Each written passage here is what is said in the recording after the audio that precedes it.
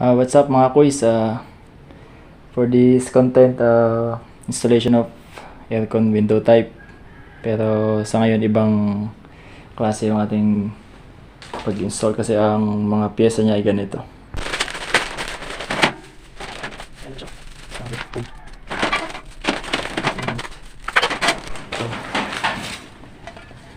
Ito lang yung bracket na gagamitin natin. So paano ba i-install itong ganito? Sige, stay tuned lang. Yan po pala yung unit 1.5 HP carrier.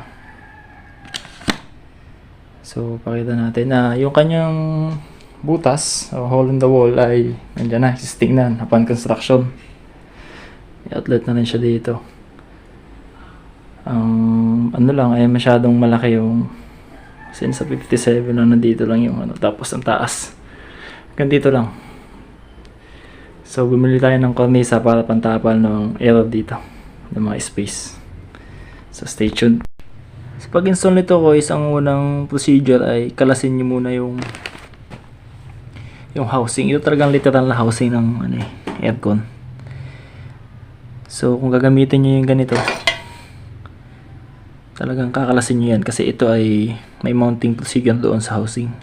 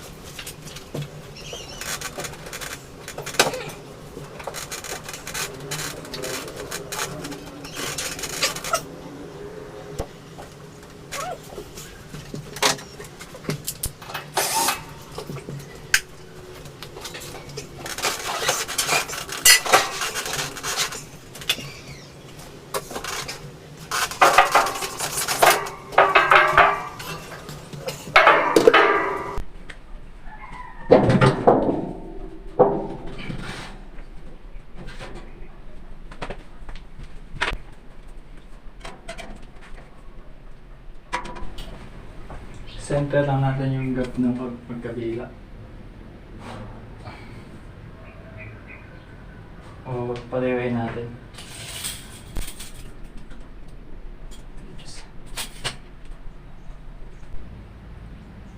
Tapos pwede natin kunin yung actual na lalagyan ng doon sa labas. Ito, ang packet. So, tara, labas tayo.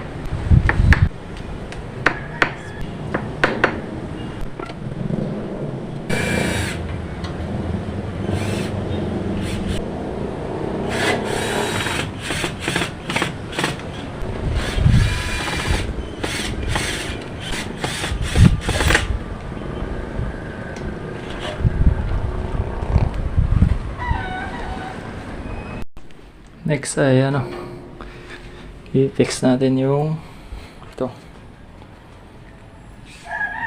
Fix natin dun sa bracket. Yan. Yan. Ito, kunin natin yung mga screws and bolts nya. Yan, mga screws sa nut para pang lock.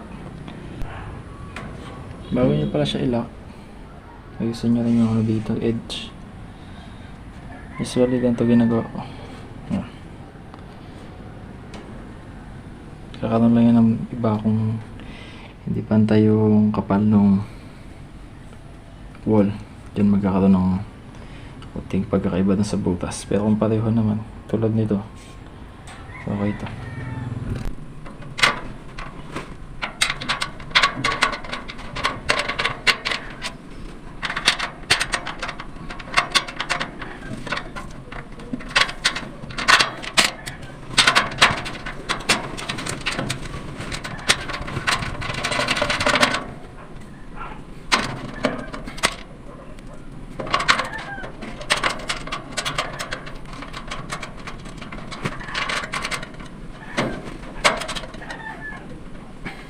Siyempre, ganun din sa kabila. Ulitin nyo na yung ginawa dyan. At dahil mag-isang alam tayo, buhatin natin to. Sasalpak natin doon.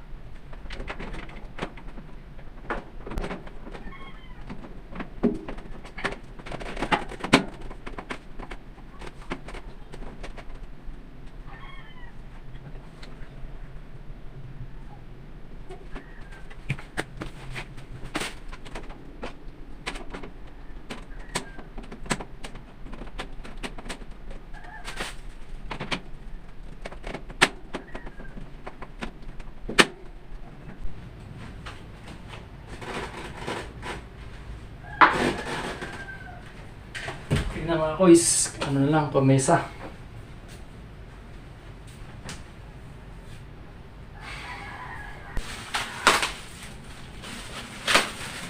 Gamitin natin yung rubber niya na kasama.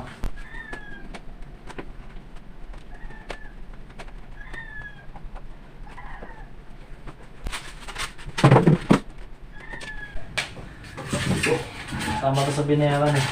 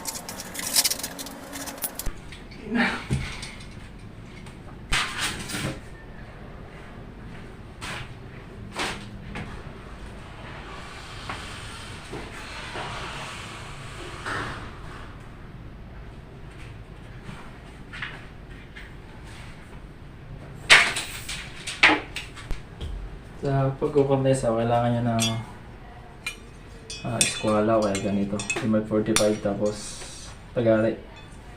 Yung pino ang talim. Tagalay baka mas maganda.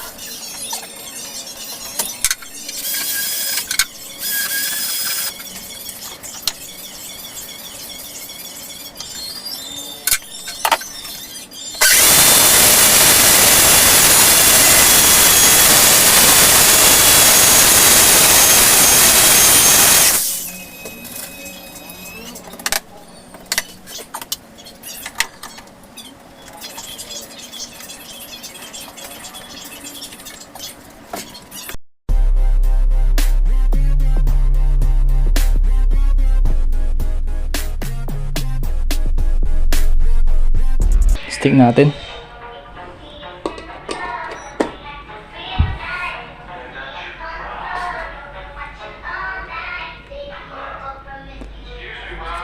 Ano ba to?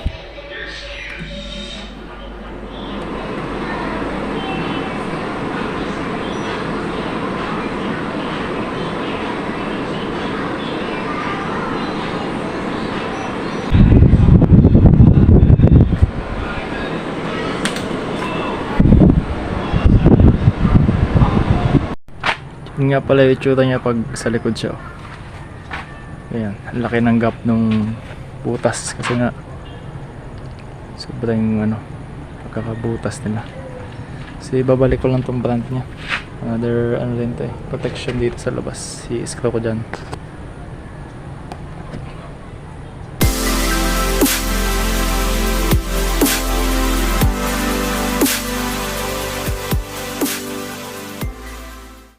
So, naging problema lang dito, yung binili ko na cornisa, akala ko yung alikabok lang. Dahil nga galing sa hardware, akala ko alikabok lang. Yung pala alikabok ng semento, matigas na. Kaya i-suggest na natin kay client na i-repaint nyo na lang ito. Ano? At anong kuskus mo? Hindi siya alikabok eh. Tumigas sa semento. Yan. Parang pato. Meliit. Sino, okay. Salamat sa panonood. Yung mga konting sinag dito, lalagyan ko na lang ng black foam doon sa kabila. Thank you.